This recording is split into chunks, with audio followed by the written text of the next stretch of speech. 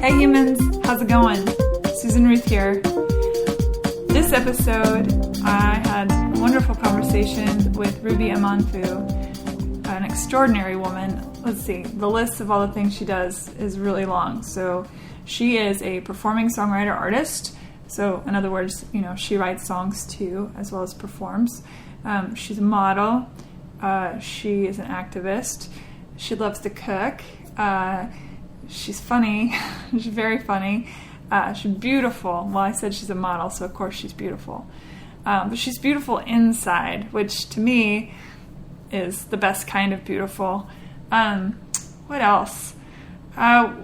We talk a lot about what's going on in the world and how she feels about her place in the world, as, I talk about how I feel about my place in the world.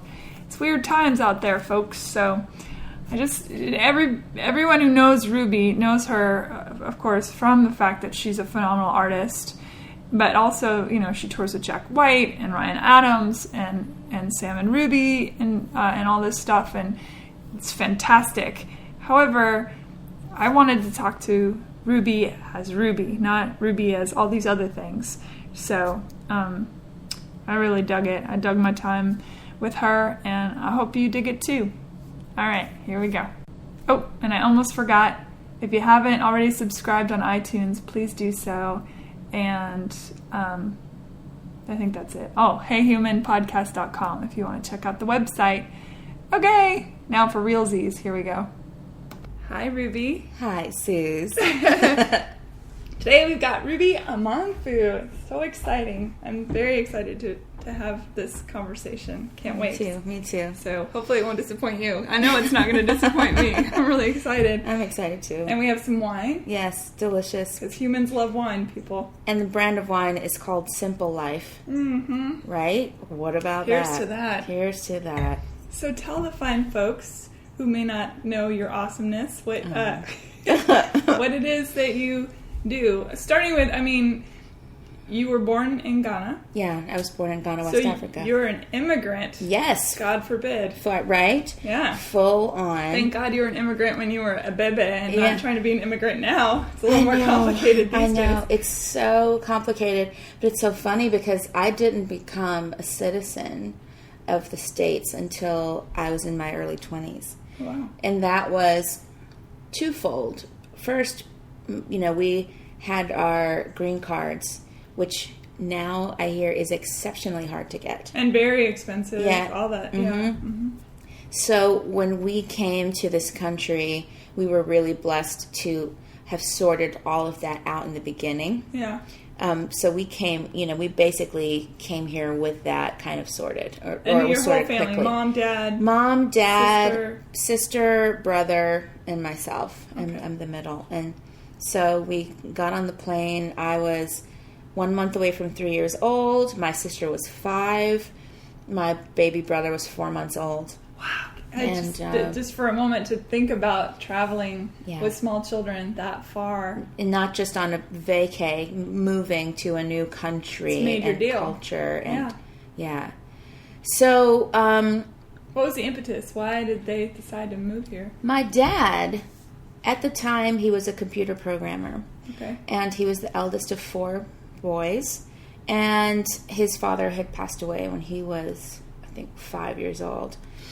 And as the eldest, and especially in that culture, you take care of the family. Sure. And, by any means.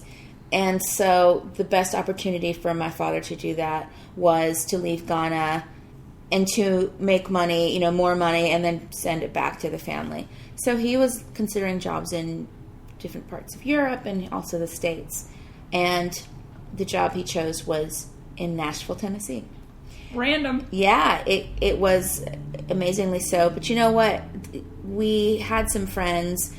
My parents had come up in their, early 20s with another wonderful couple, the Semenias, and another couple called the Asantes. And they had moved to Nashville at, differing times. Mm-hmm.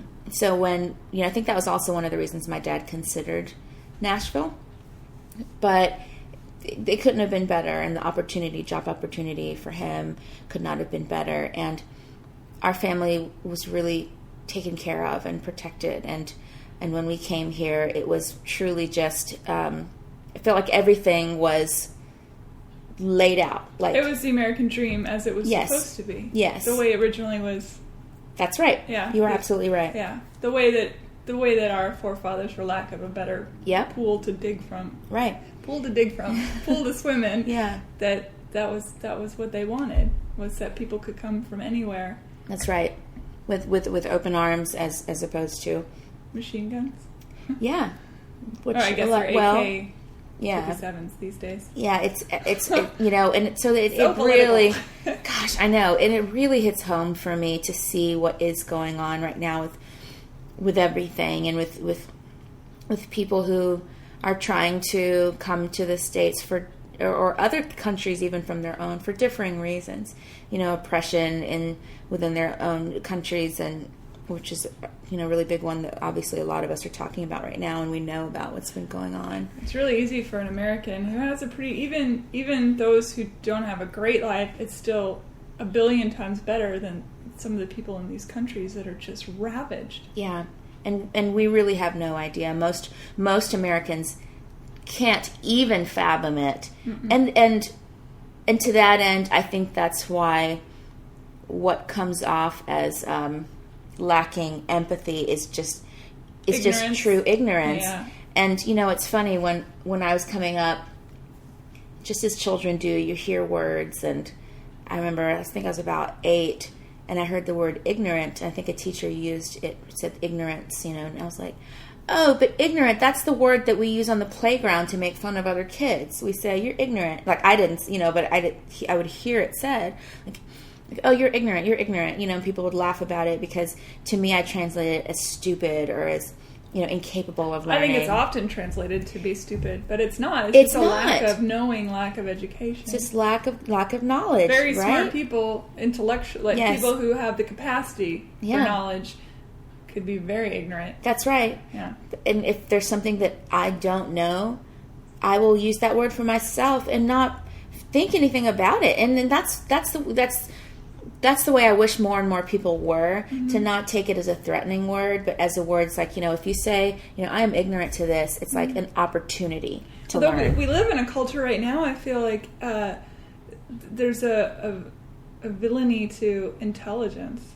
If you're smart, it's somehow vilified, and that the dumber you are, the more you're in status quo. I know that's not exact. I mean, that's hyperbole, of course, but it seems like the dumbing down of humanity. We're not just talking about America. I can pick on America till the day is long, but it's not just here. Well, but what you're saying really does resonate with talking about being a kid in school again. Like, think about who was made fun of, who was called a nerd and a geek. Yeah. Were you ever called anything heavy duty because the color of your skin, or was that not really? Because you went to nice schools. Yeah. You grew up in a I was lucky. Yeah. I was lucky.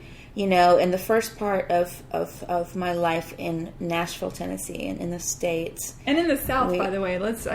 You know, what's funny is, you know, my parents did a good job of making us feel safe within the environment that they moved us to, and the schools that they, you know, sent us to. But as much as my parents wanted to, I think, continue that protection, it's expensive to, you know, that to protect your children in this country is expensive. And what do you mean by that? Expound on that a bit. Like, even something as where are you going to put them in daycare? You know, is it going to be a daycare that you know they're going to be well fed and taught, or are you going to, you know, because the ones that they're cheap, you're going to sit your children. They're going to sit the kids in droves in corners, and they're just going to sit there, and they're not going to be educated. There's not going to be any interaction, and the school systems also, you know. Everyone's talking these days about Montessori schools versus public schools, or private schools versus public schools. And I know that when our family first moved here, my parents were initially, you know, concerned about what would we be taught in this place, that in Ghana, there are certain assumptions about America and American children and the lack of discipline that sometimes they have. Like, we do not talk back to our parents. We don't, there's a certain level of respect that you learn that carries over into your life. So not so that you're subservient, but just so that you can give the same respect that you want for yourself. Like a 1950s America, an idealistic 1950s America. Well, that's the thing is I have a hard time even knowing what that looks like, because when I think of 1950s, I also think about exactly, because I think of when I hear 1950s, I'm also thinking about Jim Crow and where I wouldn't be able to sit where I say that as a white person, of course. So white 1950s ideal white kid upbringing. Don't talk back to your teachers. Don't talk back to your parents. But in in the 1950s, black people were being rounded up and hung from trees still. Right. So I mean, and that's not even that long ago. It blows my mind all the time when I stopped it. People talk about all the stuff going on, and I'm like, we haven't outgrown that. We haven't learned from anything, and it was just yesterday. I know. It really was. And that's in the States, and think about South Africa, and it was even less time. It was even less time. Yeah. So, so what I say when I say it's expensive to protect your children here, just anything that is healthy or safe, it's going to cost more, whether the neighborhood you choose, for instance. Oh, that's a good point. If you choose to live in a neighborhood that, the crime rates are lower, it's going to cost you more. If you choose to put your child in a school system to keep their minds safer, to keep their minds, educated and safer or whatever, it's going to cost you more. So, my parents wanted to continue that for the whole time, but it got expensive. With 3 children. With 3 children, and with sending money back to Ghana and, to take care of the family back there, as was the, mission as well. It's expensive. And my parents worked tirelessly, and even for what they did and how much they worked day and night, there's still only so much you can do. Mm-hmm. So at a certain point, the private school education had to be modified, and luckily we ended up getting into Meg's and Martin Luther King Magnet, Meg's Magnet, Martin Luther King Magnet.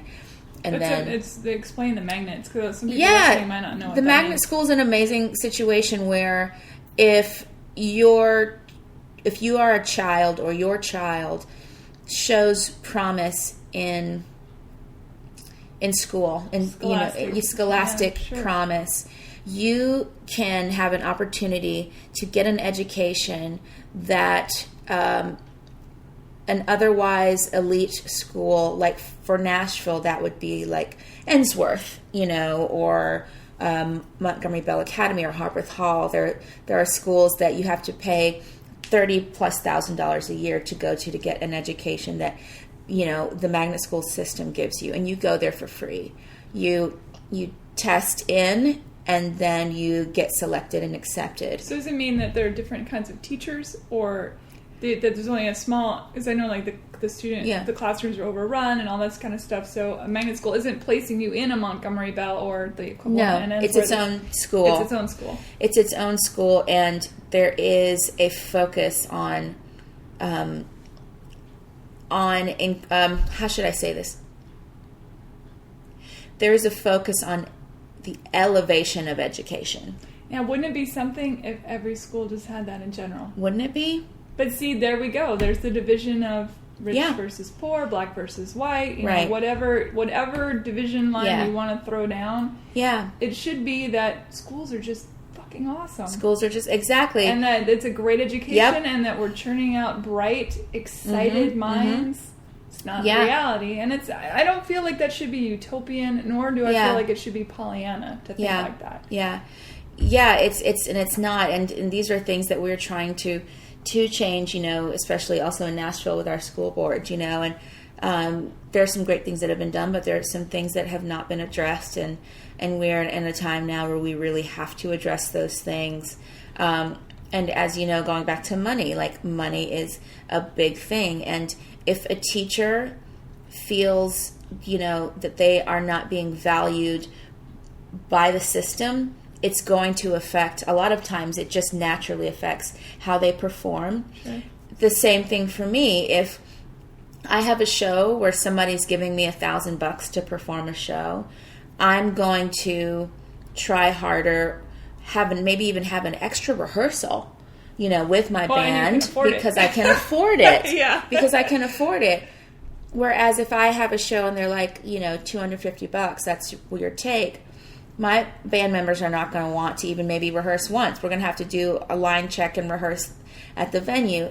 Nobody wants to be as excellent. It's just the way it goes. And you can't say, oh, you should always be excellent all the time. Yeah, that's true. But when you're stressed out about everyday things like how to pay your bills, how to feed yourself, and you want to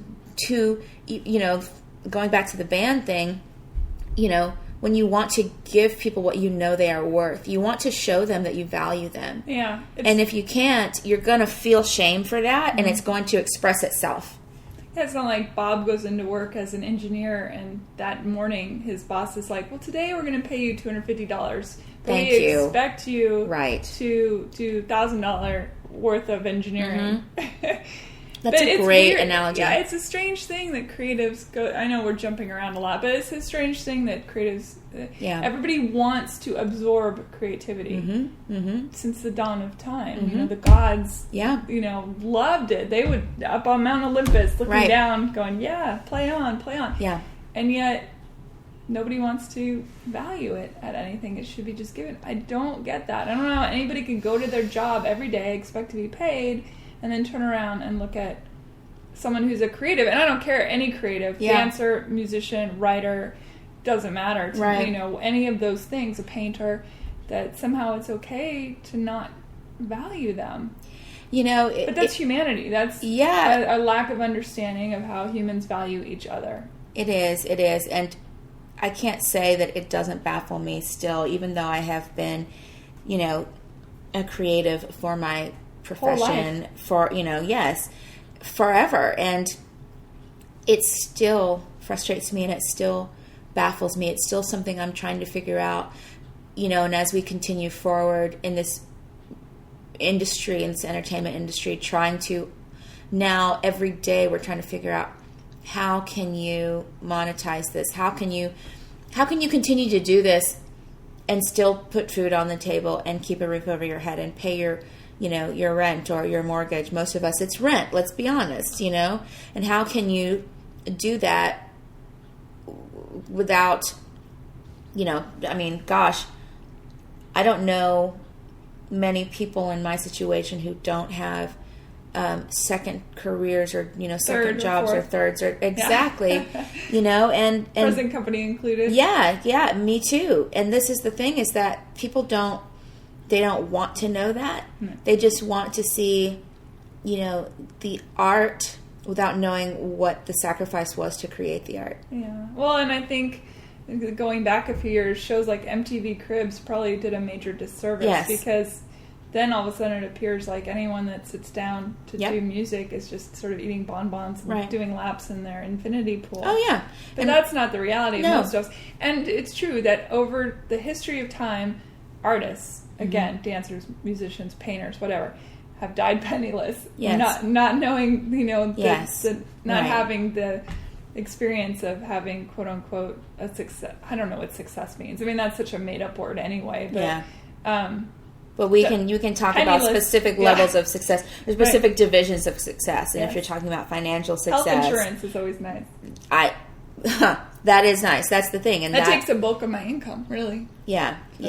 It is very expensive, and I remember being on the phone this January with my insurance company and asking why it had gone up almost $100. Because you aged a year. Because I aged a year. Mm-hmm. And nothing else had changed. And they also, gave me some BS about how, it's true, but it's also something that is a break in the system, is a dysfunction in the system, about the cost of healthcare are rising, which is true. So they're having to take it from people. But at that point, there's no rhyme or reason to whom they take it from. They just take it. Well, not only that, but I mean, they go totally on statistics and whether or not you are an elite athlete or, sitting on your couch weighing 400 pounds. It doesn't matter. Your statistical data. If every year we were able to, I mean, I could probably run circles around my insurance agent, honestly. Right. I mean, I would probably beat him in a lap race or whatever. But they don't look at that. They just look at your age group, the color of your skin, right? You know, how much money you make, all that stuff. Because, you know, and it's ridiculous. Yeah.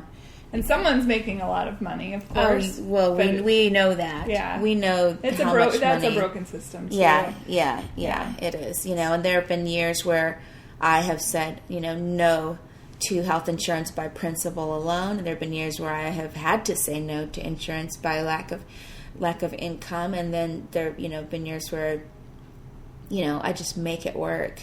And it's still hard. It's hard. I don't think in my adult life I've ever had a year where I don't worry about paying my bills. And that is shocking to me as I say it out loud because of you know, the amount of work I continue to do. You would think that, but you know what, this, like, I'm going back to teachers because the same thing applies. I think teachers should make as much as doctors. I so wholeheartedly agree.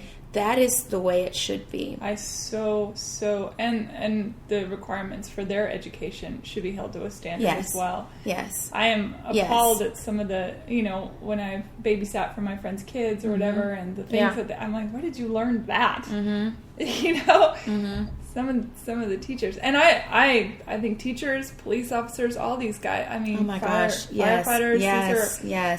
They're all doing God's work. I know. You know? Yeah, we need to take the money away from some folks and give it to others. I don't even know. I mean, is that terrible to say? I don't know. I mean, I think an opinion is an opinion. If you're paying a baseball player who's exceptional at his job, granted, but if you're paying him $200 million a year, and there are 5 and 4-year-olds who can't get health and, you know, go to see the doctor, or who do go to the doctor and then end up with medical bills that completely destroy the family. Yeah.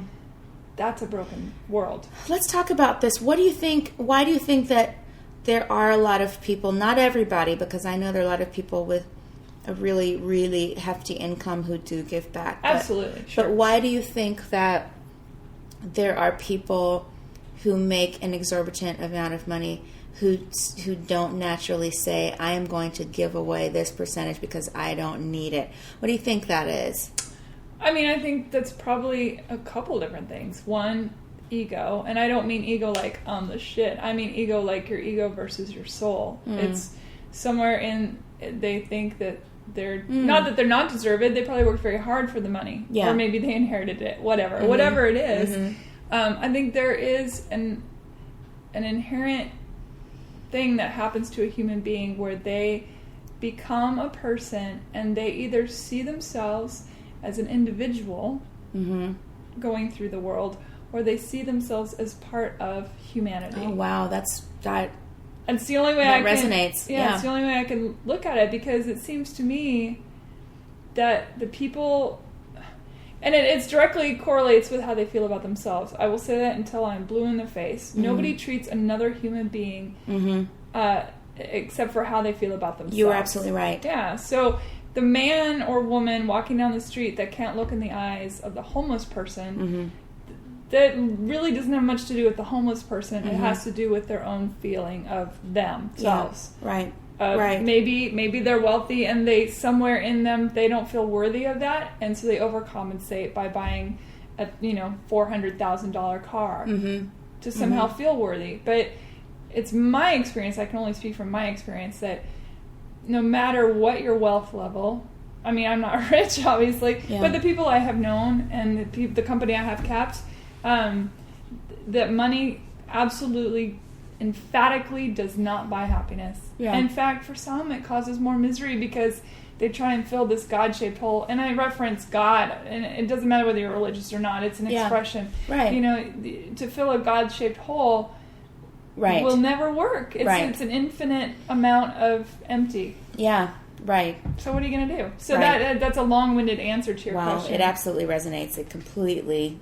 And I wish it weren't the case. I mean, I don't know what happens. Every soul has its own journey, I guess. And And I personally believe in reincarnation. So I believe that, maybe in the last life I was a dick. I have no idea. Or maybe, I don't know. I mean, I'm just saying, I feel like every soul, as they move through, kind of experience all these different things. Oh, wow. I was the rapist. I was raped. I was the murderer. I was murdered. I was black. I was white. I was, Asian. Okay. I was Native American. I had smallpox. I gave blankets that had smallpox on them.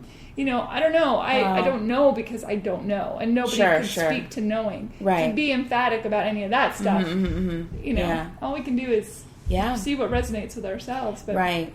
I don't get it. I don't know why a baby born comes up and says, I'm going to be a jerk for my whole life. And I'm going to think these people are worth less and these people are worth more based on the virtue of how much money they make, where they came from, who their parents are. It's crazy to me. Yeah. That's me. And there are plenty of people that might even listen to this that get irritated by this conversation because it resonates with them that they behave that way.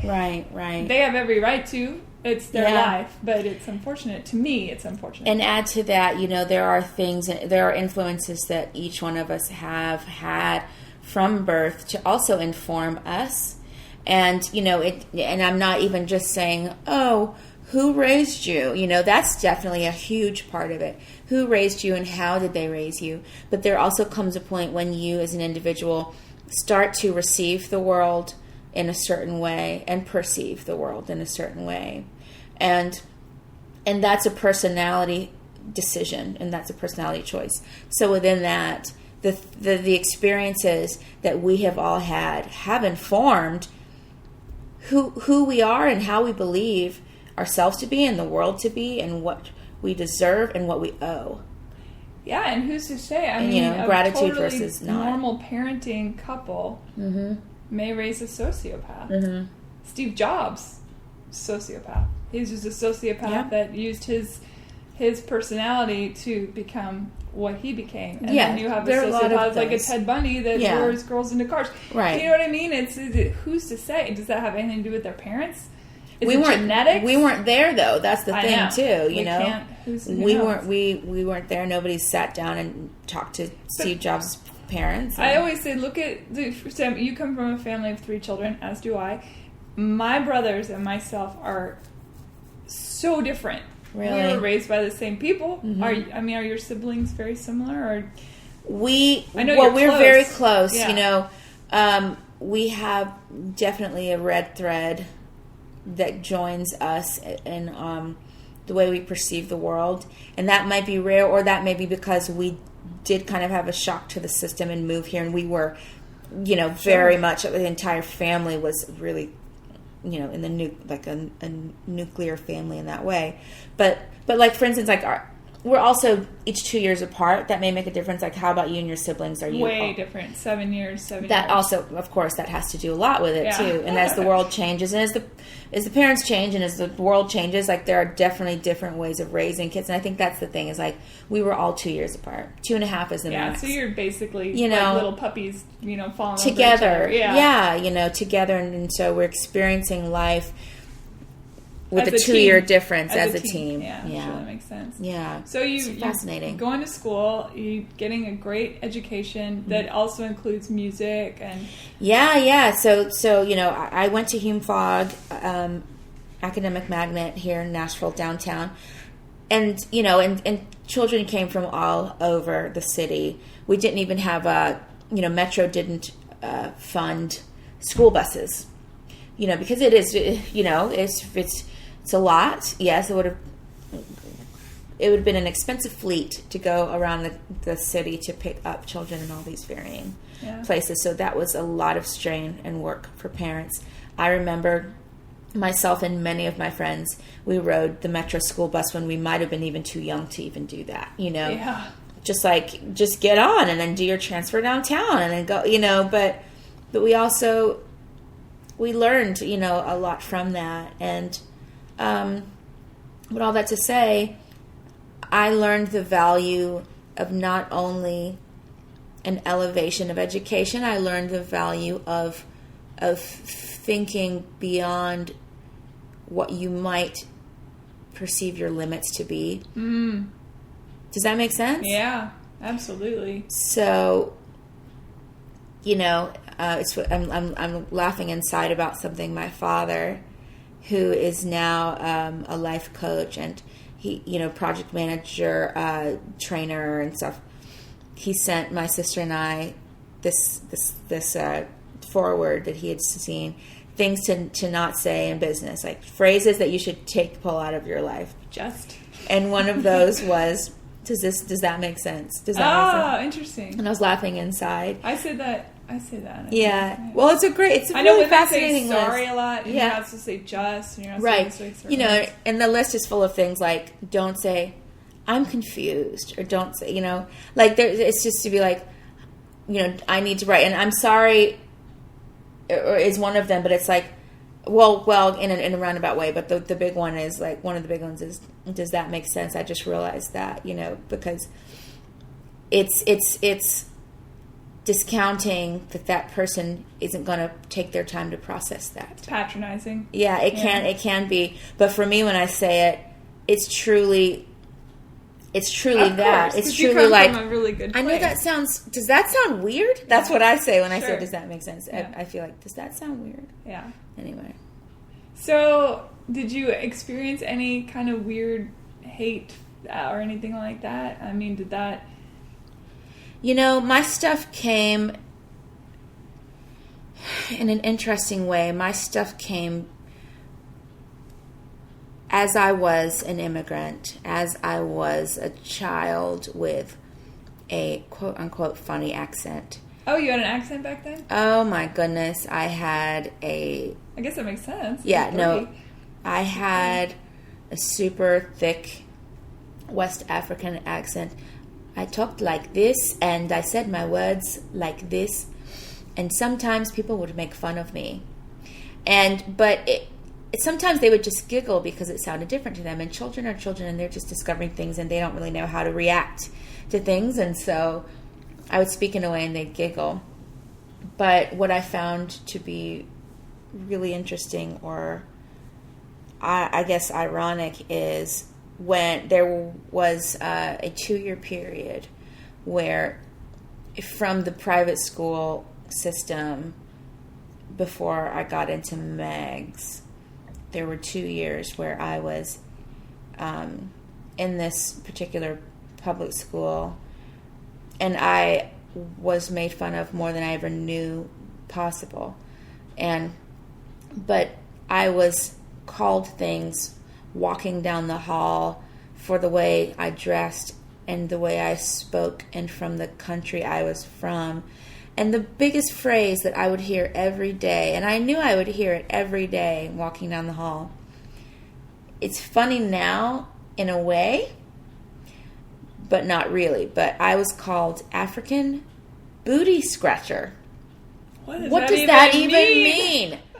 What does that even mean? African booty scratcher. I think, kids find these little catchphrases, and this was the catchphrase of the time.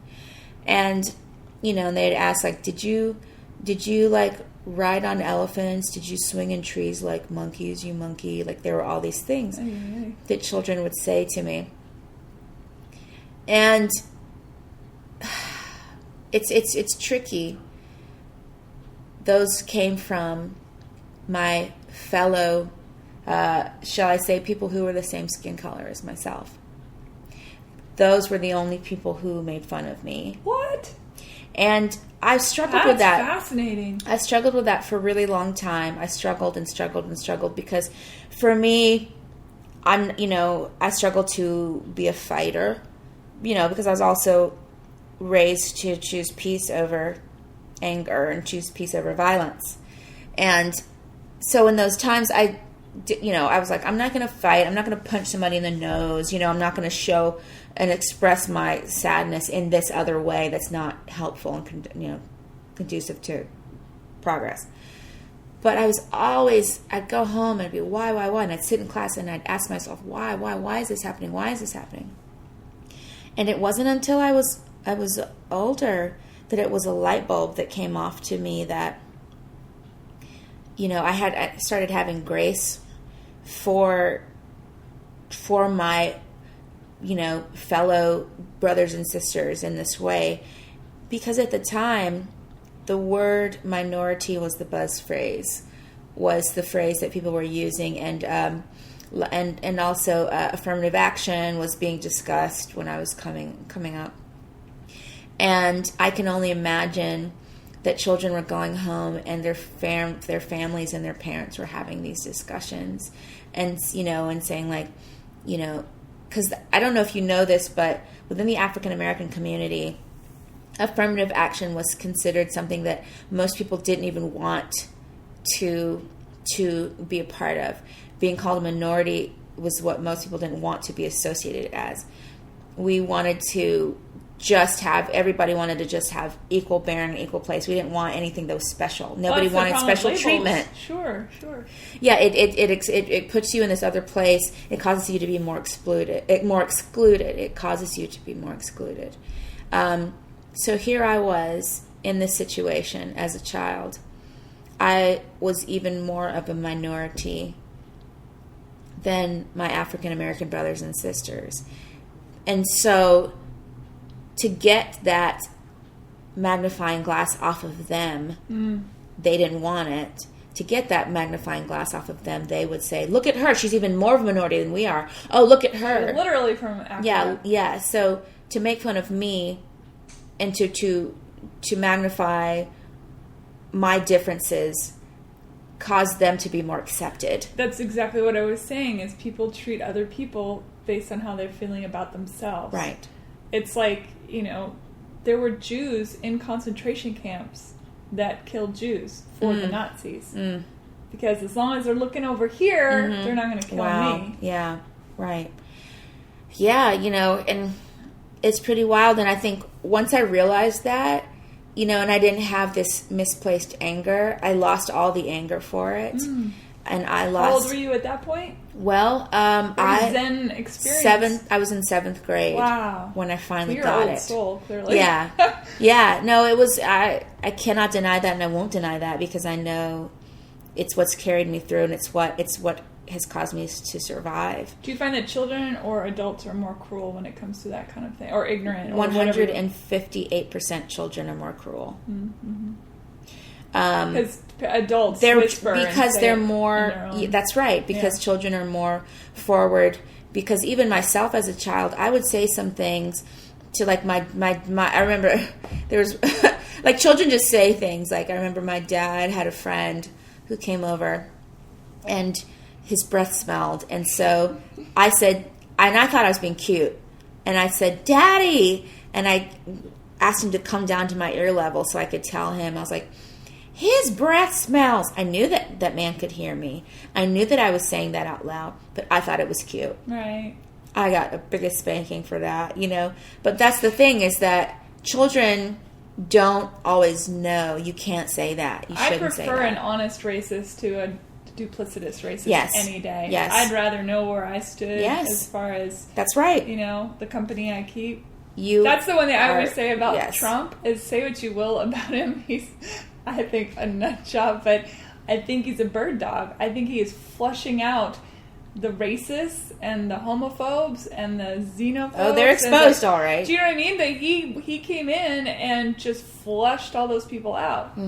Which, say what you will, but I'm happy to know who the people are that are those people, because it's not really my vibe, And some of them, I have friends. I was like, what?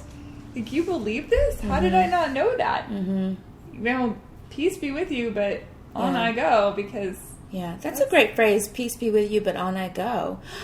That is really great. I've never heard that. Peace be with you, but on I go. I really love that. And I find that in so many different aspects of the experience of life, of living in the journey, is you're going to meet so many people whom you don't agree with, and you're going to meet, people you have to still live with and exist around. And you have to find a way to just say, you know what? Yeah.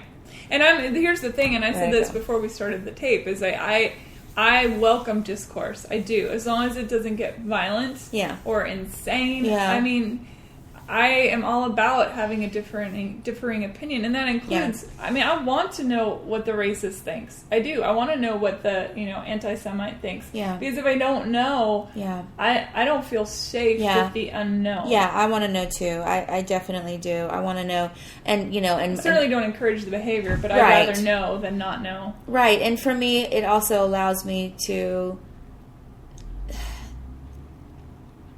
try to seek what that person is going through or has gone through to get to that point, because it is true, nobody is born a racist. Doesn't seem nobody like it would be possible. Is. No. Especially when you see children, babies existing together. Yeah.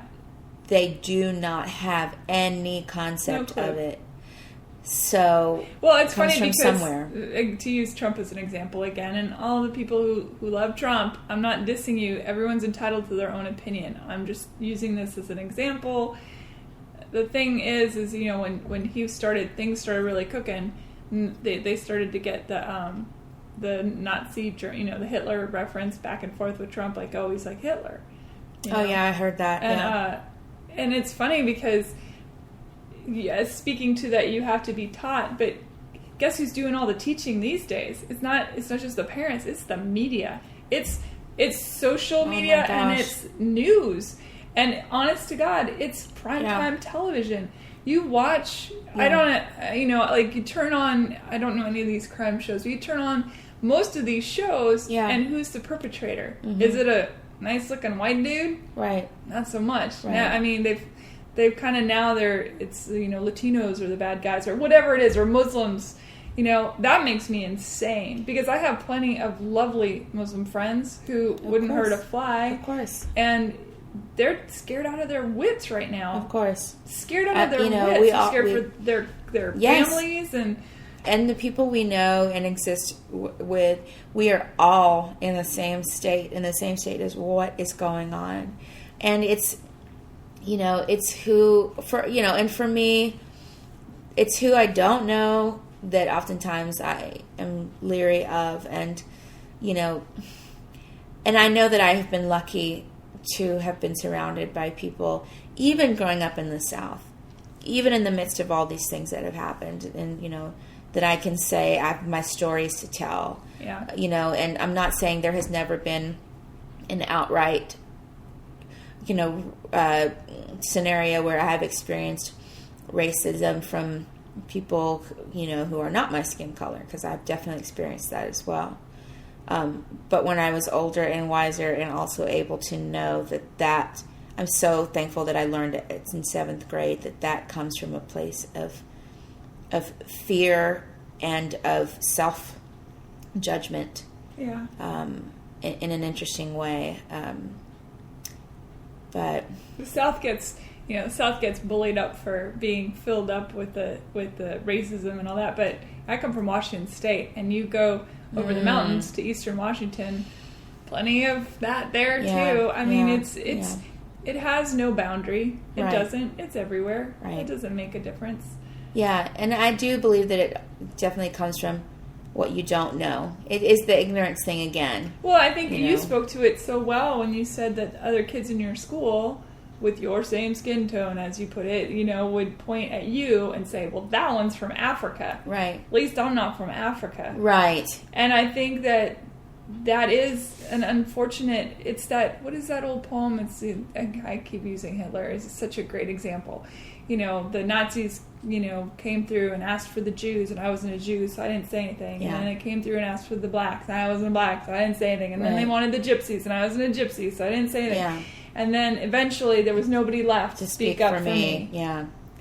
And again, that's the whole point of freaking humanity. Yeah, that's it. Where did we forget that we are human beings? That's right. And I made a joke the other day, and then I heard the joke again today from somebody else. I was like, well, it must be on everyone's mind that, is it true that the only way to unify us as a world is for an alien invasion?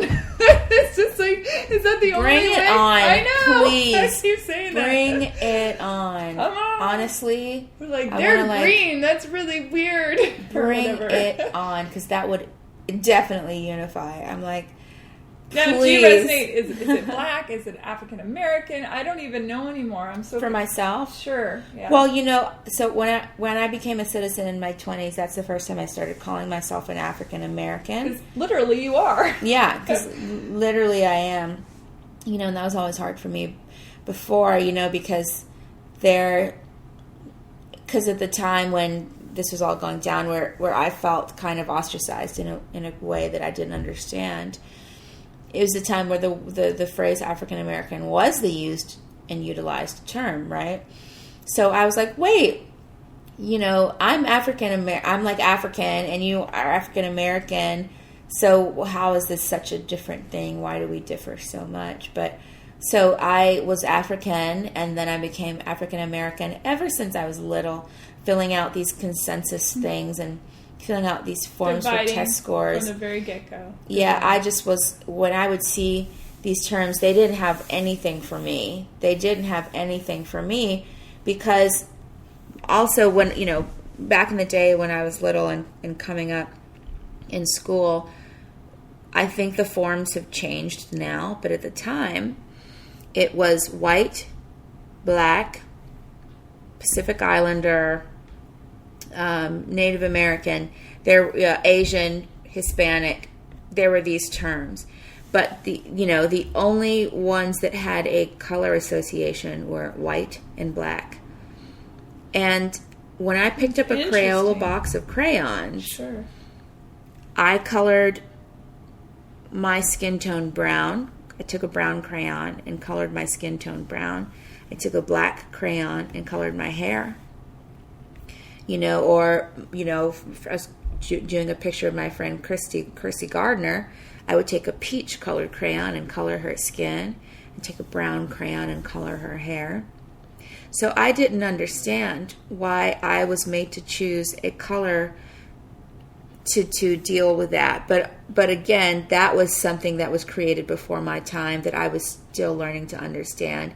And now I know that the terms black and white, come from a beginning of time almost kind of thing where when the separation was needed to differentiate slaves versus non-slaves, good versus evil, all these things, these words, these colors, black and white, were used. And to this day, I still find it in our vocabulary is, you've got, the black knight is the evil knight. The white knight is the good knight.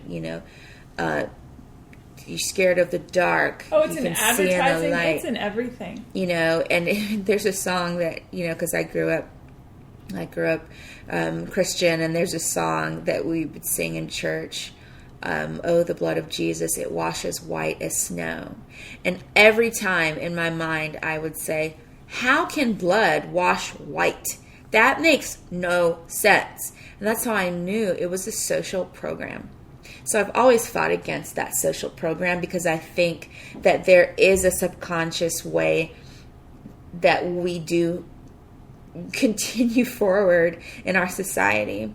So I am a person who, if you want to, if you feel the need to call me a color by a Crayola box. We are all colored. Yeah, right. If you're using a Crayola box. Sure, yeah. So that's, that's what I say brown, and people are like, oh, brown people are Indian. And somebody's like, no, brown people are Hispanic. I'm like, no, well, Indian people are Indian. I'm sort of greenish brown. Yeah, it's like Indian. It's like everyone wants to be like, oh, brown people are Hispanic or Indian. It's like a simple, but no, Hispanic people are Hispanic. Right. Indian people are Indian. Right. Why is it that white people are white and black people are black? And I know that it's because, it's so hard to kind of take everyone and classify them in their unoriginal way. But it's like, okay, well then if you have to choose a color, can we choose the real color? This is my frustration with what you're saying right now. It makes so much sense. And I get frustrated when I hear, especially when I hear white people say, well, why are they so worried about this? I'm like, try being in their shoes for 5 minutes. For, I don't know, 500, 600, 700 years. I mean, how long has, you know what I mean? Yeah. It's not just in America. And That's it's not right. just the last 250 years. I mean, the thing is like everyone is. One of the things I wanted to talk about today was your perspective on all the stuff going on out there with the Black Lives Matter, and then that immediate, I think, pretty kind of gross response of all lives matter. Yeah. Well, no shit, all lives matter. Of course, all lives matter, but you're missing the point. Yeah. Yeah. And it's so easy for somebody who looks like me to be like, well, all lives matter, and why? Well, there's a reason why we need to say Black Lives Matter or whatever. There's a real reason for that. There is a discrepancy in that being a true reality, and being something that is expressed in the way we live and the way we view things and the way our interactions are, and even statistics, the way statistics are laid out, like going back for a millisecond to even the way health insurance works. They list African Americans as being more prone to diabetes and more prone to heart disease and things like that. So the older I get, they're going to continue to put me on, oh, she's 1 year older, so now, because you know what? One day she's probably going to have diabetes. She's probably going to have heart disease. And that is so not a progressive-minded thought. That's not enlightened. It doesn't take into mind socioeconomics. I mean, a white person who eats like crap because maybe that's all they can afford. Because let's be honest, poor people eat like crap because they can't afford the organic food and the healthy food. So they eat crappy food, and they're going to be they're predisposed to get diabetes and heart attacks and all that stuff. But again, like you were saying, it's like you've been placed into this little tiny box. It's ridiculous. And it frustrates the crap out of me so bad. It's really frustrating. I have so many thoughts on all of that you just said, but I think if we have another cast where we talk about food, I would love to dig into that separately. Yeah, you're a big chef person. Well, right? I am a cook. What's the difference between cook and chef? I've always wondered that. Well, the main difference is training. Is professional training. Oh, okay. And you also have to clock a certain amount of hours where you cook for people. And then you become a chef. Yeah, but the main thing is to have professional training. Okay. Is the big one, but also an equally large part of it is cooking for people, like in public, like we're cooking for other people and not just you're a cook, like. And even some people who are trained, I have friends who are trained in culinary school and they will not call themselves a chef, if they're private cooks or whatever, all these different things. But I'm still trying to sort it through and sort it out. But I know that all of my friends who are in the food industry, they really look down on when people call themselves chefs. They'll be like, I'm a cook. Or, chefs, are a certain thing. There's a hierarchy to it, and I'm still trying to learn it. All I know is I love to cook. Right. And I'd love to talk about that more, one day for sure. But back to, I identify myself with it all now. Because, what I also realize, the more and more I learn about my American culture, because I am now also an American. I chose that when I was in my early 20s. So I very much study it in a way that when Maya Angelou says black, when Dr. Martin Luther King Jr. said black, that yes, these were terms that were given to our people to put us to put us in this place and in this lower position. It's like, negro, black, like these things that were given to say what we were, but to also differentiate us from, another person, another people. It's almost a reclaiming of the word, which I am learning and discovering, even though, I can't say that I am saying like, okay, even though I understand that it's a reclaiming because of the oppression that was put on a person. It's something that I'm working through how I feel about it, but I understand the use of taking the word black and making it a positive and not a negative. Mm-hmm. I very much understand now more than ever where that comes from and why that's important. to say Black Lives Matter because you know what? The majority of people don't think as I think, don't perceive like, oh, we're all colored. If I got up on at the Capitol building downtown and got a bullhorn and said, we are all colored, we are all colored, we are all colored, everyone would have a differing opinion. But most people would say, hell to the no, I'm not colored, because they don't want what comes with that term. And there are other people that would also say, hell to the no, they're not colored because they don't know what we've gone through being called colored our whole lives. Did you have a colored bathroom? Did you have a colored restaurant and diner counter? There's differentiation. Sure. So you can't just say, oh, we're all this, and then not expect people who have experienced the history of it right. and know what that history is to say that it's equal and that you can just gloss over it. But it's still a struggle for me because in the same way that, we're trying to take back words and take the negativity out of them and make them positive, I struggle with people trying to reclaim the N-word. I really struggle with that personally, but it's like rap culture or something. Or whomever. Yeah, okay. Not just even rap culture. I mean, it's used in our communities. It's not, I definitely, I'm not a person who says oh, it's this person started it or that person started it or whatever, because I feel that it is just so ingrained in society, this word, and in every society, without saying too much, I will say that.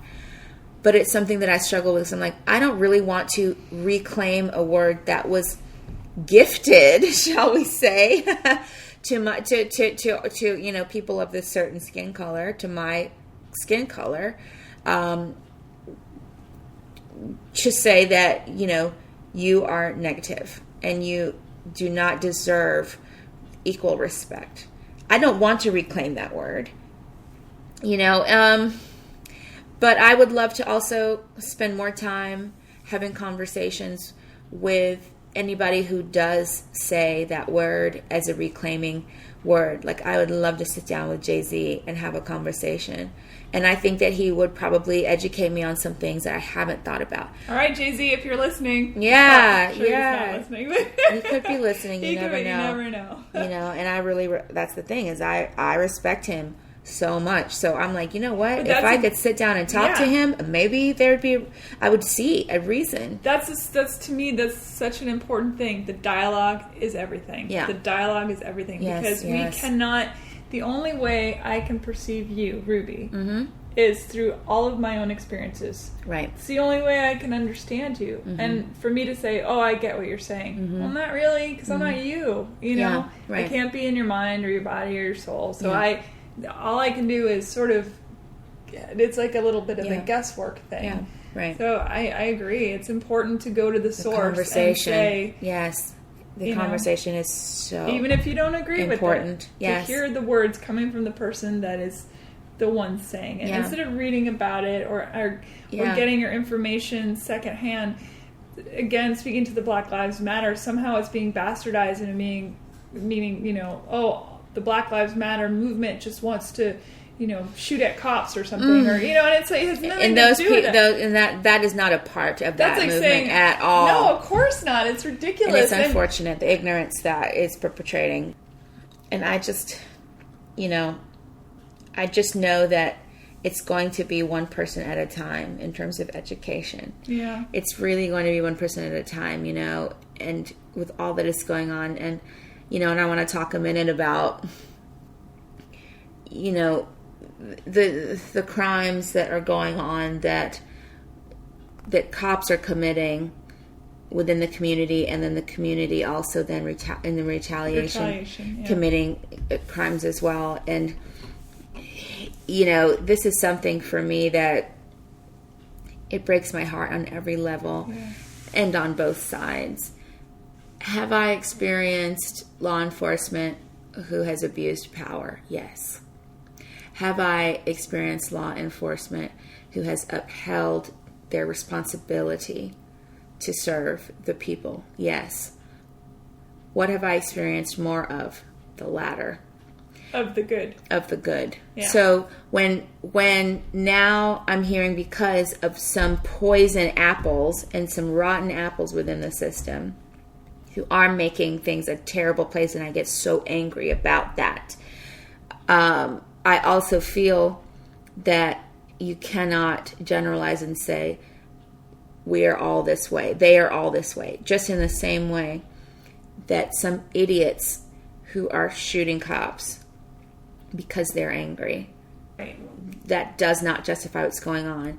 But unfortunately, now a lot of people are clumping all of course, but that's what we do. Together. It's just like the Muslim thing. It's just like, it happens all the time. It really does. And it's so frustrating because the people that are shooting at cops, that's wrong, period. And you're probably shooting people that are good police officers. So really you're negating your own cause because you're going to take out the good cops. Which there are way more good cops than there are bad cops. There are. But there are violent people of every color and creed and religion and whatever. And they do not represent the whole. Right. But the media, that's not a good freaking story, is it? No, it's not, and I heard something today. I was listening. I like the Joe Rogan podcast. I'm not really into the MMA fighting thing, which he talks a lot about, but he has some really interesting guests. And I listened to one today. I think his name was Michael Schmidt, and they were talking about. Oh shoot! There goes my train of thought. Just went. As I was thinking about all the other stuff, they were talking about Joe Rogan said, nobody talks about all the great stuff that the police officers are doing, or that the African American communities are doing, or whatever. Because that's not a good story. But the police officers are on both sides, on all sides. Yes, absolutely. And it's just they want to deal with because that doesn't sell. Sensationalism sells. Mm-mm. Salacious content sells. And, one police officer beating the crap out of a guy or shooting a guy clearly in the wrong. The police officer clearly in the wrong. Clearly does in the wrong. Even amount the bulk of the police officers every day fighting the good fight, trying to help, trying to serve. Did it because they love humanity, whatever. Which Nobody doesn't talks about that. No, they don't. And this is the thing. I think everyone is like, which does not discount that we have to deal with why that happened and how that cannot continue to happen. Absolutely. And I think that's people are mistaken when they think it's got to be one or the other. I agree. It doesn't have to be one or the other. It has colored to be gray. Yeah, that's the thing. It has to be. It has to be all. You have to deal with it all. You can't. Oh, gosh, what was it like? Somebody's like, if you are angered by the shooting, by cops shooting black people, but not angered by black people shooting cops, you are also part of the problem. And that is true. And that is, there's, there's so many times where I just want to burst into tears, it nearly brings me to that point when I think about it and when I talk about it, because I don't know what the resolve is going to be, because what is pushing this is fear. Mm-hmm. It's all fear, always. And money. But that's fear too, isn't it? I guess it is, yeah. That's a good point. Yeah. What are we afraid of? And we're afraid of ourselves. Yeah. We're afraid to look within. Yeah. The minute we look within, there's a lot of heavy lifting to do. A lot of heavy lifting. So much easier to point at other people. Yeah. And people are like, well, I only have, 70 to 80, 90 years on the earth. Well, am I going to have time to change the world? Nope. I'm just going to do my own thing and stick to and that's what most people do. And honestly, that is what most people do, is they say, I've got this amount of time on the earth.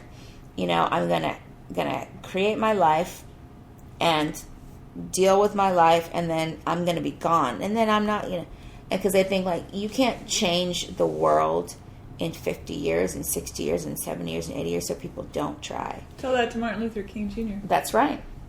That's absolutely right. Tell that to Mahatma Gandhi. That's absolutely right. And that it always baffles me that people don't get that and see that and say, you know what? One voice. Connecting with one voice. Connecting with one voice. Connecting with one voice. And then that voice becomes the loudest. I totally believe that. Yeah, absolutely. So we just have to continue to share that. I think that's what it is we have to continue to not be silent. So what would you tell your children, should you have them, about? If I have children, I would tell them, don't be silent. Don't be silent, but also educate yourself on what you're speaking about. Yes, we are going to be overwhelmed with emotion at times. And yes, there is a time and a place to share emotion. But also ask yourself, is this going to create progress or is this going to stifle? I really feel strongly about that. It's like if my potential future daughter knocks over her little brother, I'm going to ask her, what was the benefit of that? Or why did you do that? Well, I was mad. So you knocking him over and him hitting his head on the end of the coffee table and him bleeding, did that accomplish what you wanted to accomplish? Did that make what you think he did to make you upset? Did that fix it? Or is he now going to be even more angry because you hurt him? And is that going to continue him hurting you and not having any, patience or clarity to treat you better next time? Or understanding. Yeah. And that's what I'll say. And that's what I say even to myself, to my friends, to people I don't know, to my fans. How are your actions going to help and not hurt?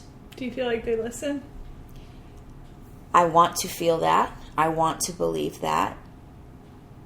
And I will always continue to hope for that.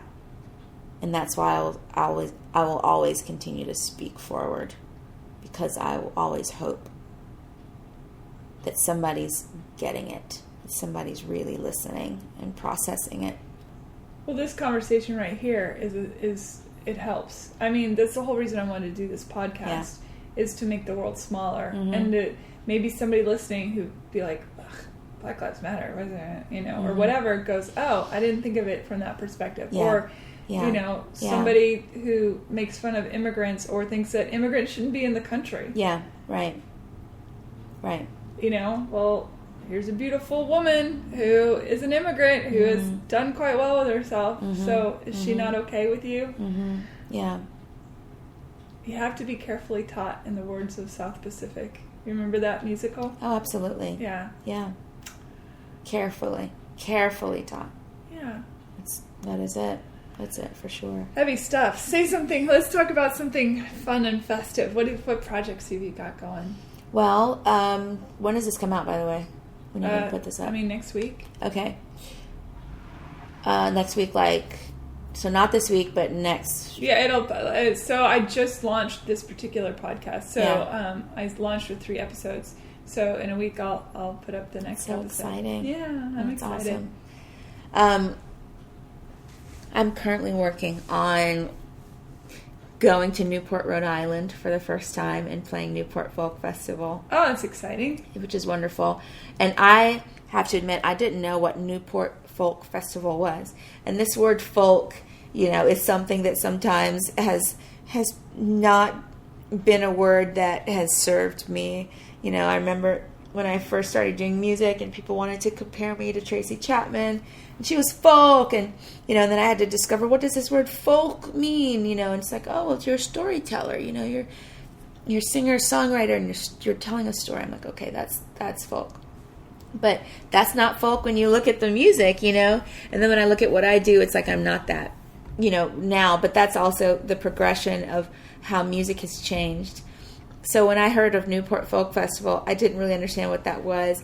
And as I studied it, I realized that was, at the time this festival began, 30, 40, 50 years ago, that was what the type of music that was, was prevalent.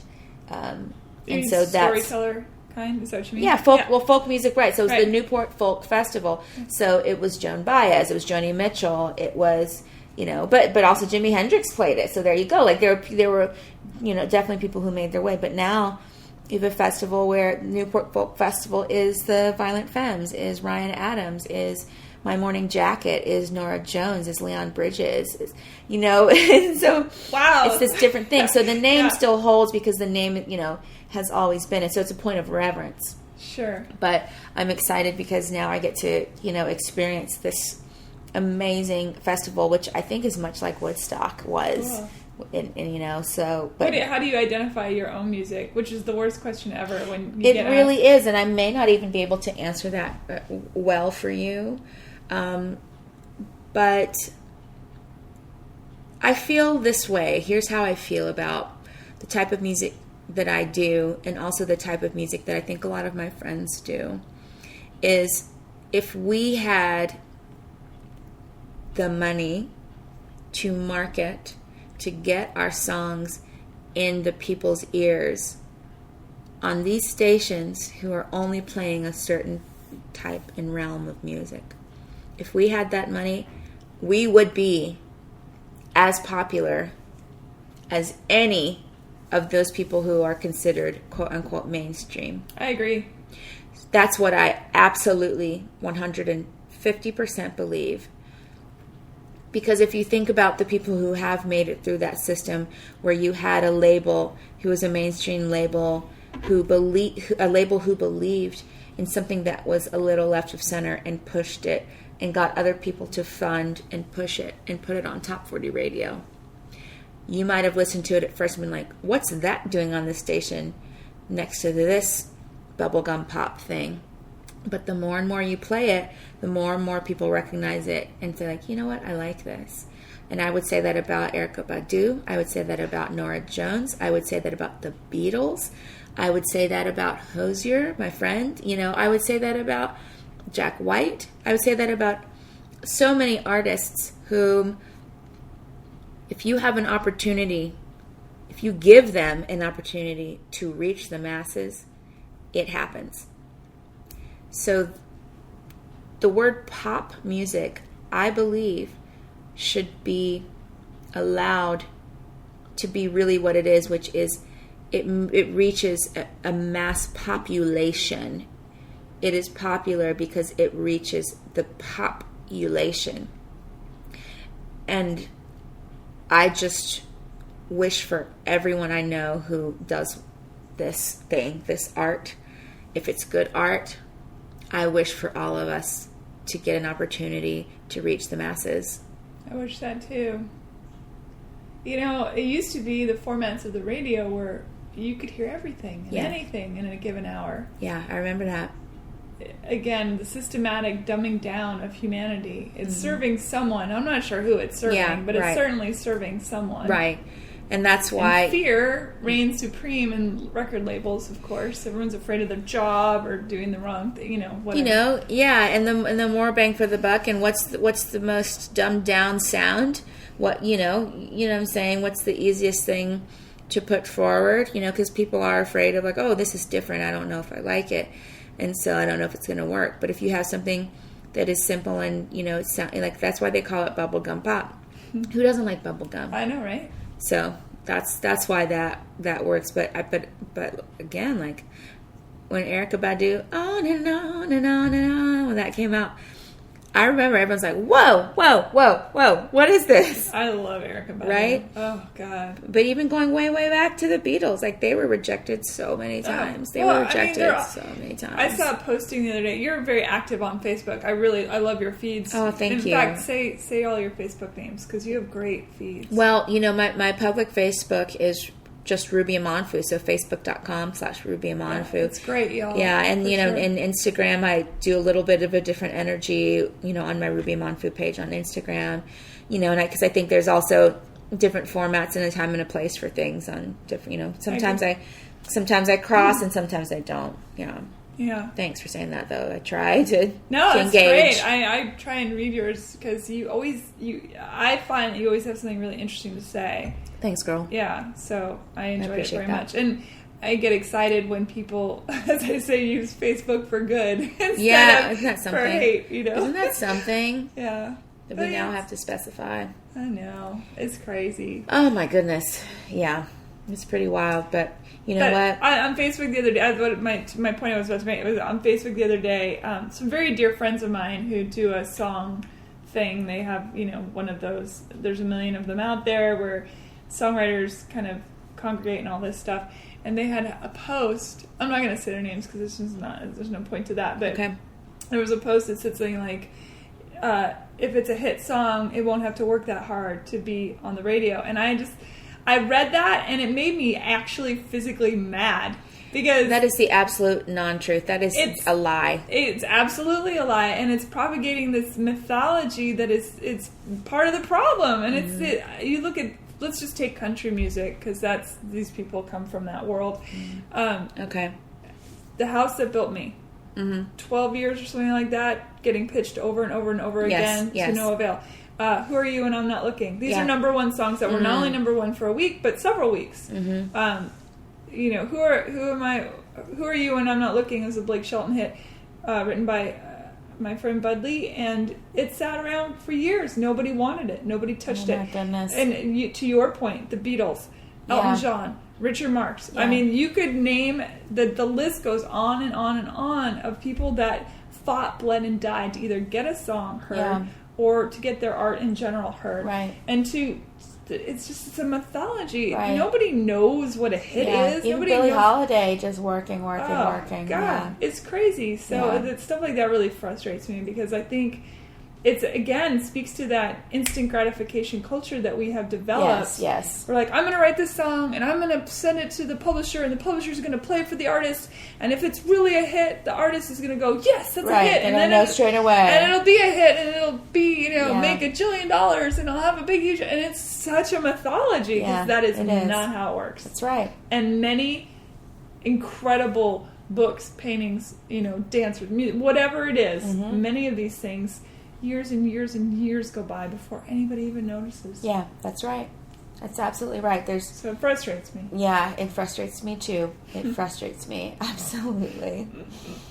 Yeah, but I can't give it up. I won't give it up. Well, you can't because it's who you are. Yeah, I mean, how many times have people said to you, well, why do you even do this? If it's yeah. Well, because it's in your blood. It is. And I'm not saying there haven't been times when I have wanted to walk away or thought about walking away, but I think I'm through that. I'm over that now, knowing that, this is it. This is what I it's do. Who you are. This is, I am a musician. I am a musician. Ruby is a musician. Yeah. You've had a lot of really wonderful things this past year. It's great. Yeah. I haven't known you your whole life, but I feel like that people are starting to finally come to their senses. You're you know so what I sweet. mean? Thank you. Thanks for saying that. It's true. I mean, and that must feel good. Yeah, I continue to plug away, and that's the thing is I'm really definitely a believer that they're all seeds planted, and if you give up on nurturing and watering seeds, you won't ever see the harvest. And some things take longer to produce a harvest than others, and you just can't give up because you never know when it's going to sprout and bloom and bear fruit. And so I just continue to just nurture those seeds I planted. Yes, well, thank goodness that you didn't give up. Thanks. The world needs you. Well, thank you, and well, it's cyclical, isn't it? It's very cyclical because if nobody gave a crap about me, then I wouldn't have any work to do. So I want to be a good steward of that. And I think you sing and you write and you cook your truth. And as long as there are people in the world being in their truth, whatever it is. Yes. I mean, I feel like there's hope. Yes, I believe that. I want to believe that. Yeah. And of course, there are people who say, well, my whatever insert negativity is my truth. And for that, I understand. You can't know Jesus without knowing Hitler. I get that whole rhetoric. I get it. But I'm on the side of truth and love. Yes, me too. Let's bring that. That's right. We have to. Let's cheers to that. Cheers to that. That's right. Ooh, nice. Crystal. Nice sound. Yeah, we have to. We have a responsibility, and those who know better must do better. Absolutely. Well put. Yeah. Absolutely. That's right. Thank you for Thank you so much for Susan. doing this. I Thank really you for appreciate asking me. Yeah, Honored. and we'll do another one where we talk about cooking. I would love that. Yeah. I would love that. I do And enjoy food and food. culture. Yes, and food and culture. Will you actually cook something that I get to eat? Sure. Okay, Sure. yay! That'd be great. That's exciting. Yeah. I can cook like 5 things really, really well, but by myself, I tend to the quesadilla. Really? I eat Oh my gosh! quesadillas all the time. And you call it the quesadilla. Oh my gosh! Yes. Okay. So that's how I know that's serious. The quesadilla. Okay. Yes, I have mastered the art of quesadillas. I'll have to make you one sometime. They're very good. All right. Well, thank you, Ruby. Thank you, Susan. Yay.